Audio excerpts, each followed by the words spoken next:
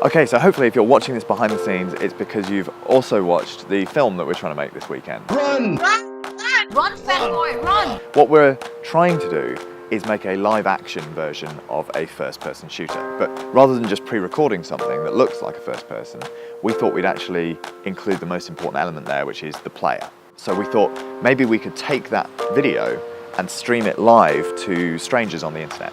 And whatever they say, we will then do. Creep out slowly. Run out quickly before he wakes up. Jump over that. Oh shit! So we've got people from the local town coming in and they're getting made up as zombies. We've got a friend who's going to be wearing a motorbike helmet with a GoPro strapped to the front of it.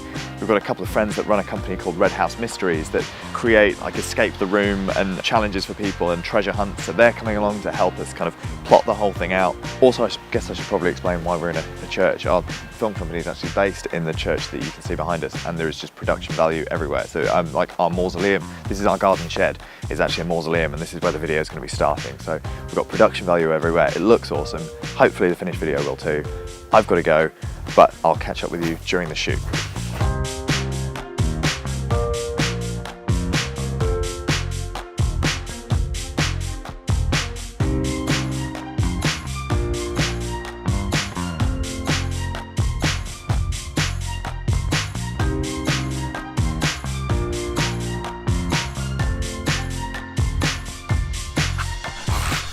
Okay, so we managed to grab 5 minutes while everybody is getting refueled at lunch. We managed to kind of grab some of the props and the tools. I'm going to talk you through the technical aspect of how we're making this live stream happen. This is the helmet cam that we've made. So this is just a motorbike helmet, and we've got the GoPro on the front, and then that just streams HDMI out into this bad boy. So we were racking our brains over whether this was even going to be possible. We reached out to a company called Teradek, who sent us one of these great things. So basically all this does is it encodes that HDMI video down to an MP4 and streams it.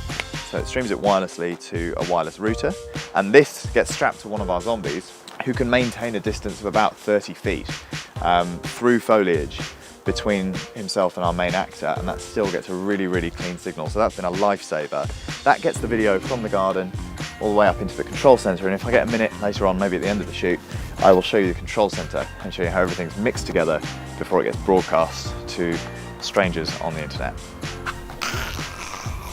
So basically I'm just doing a little bit of maintenance on the guns that we're going to be using for the shoot.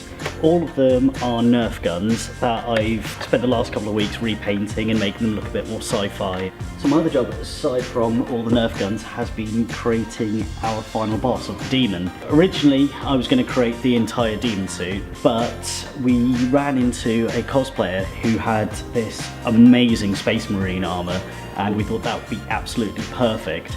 The only thing is we just wanted to make it a little bit more demon-like, so I decided I was going to create a mask for it.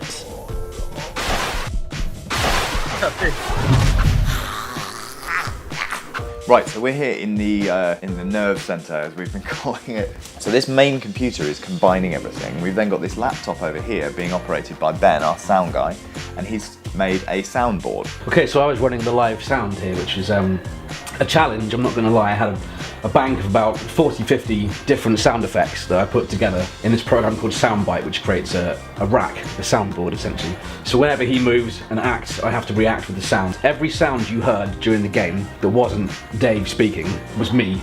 So no natural sounds involved, I was creating everything. So I've got this board and I can build up layers of sound. So for instance, you've got, if I press this button, the music comes in. This one's called Turret Abuse.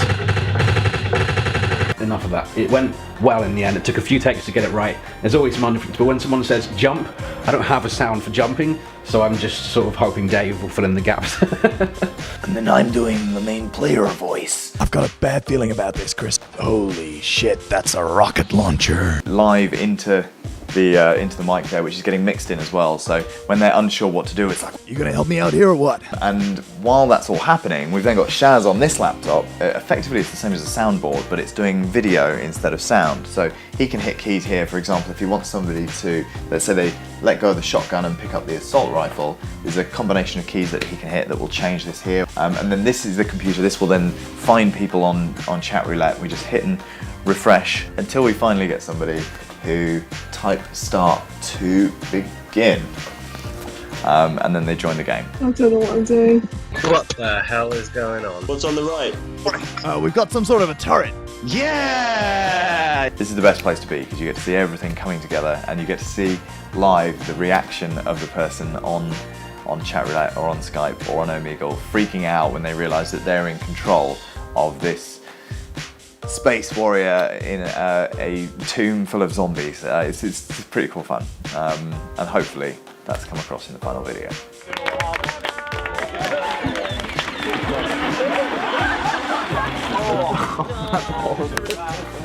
Oh, scabby. All good? My hair dyeing episode again.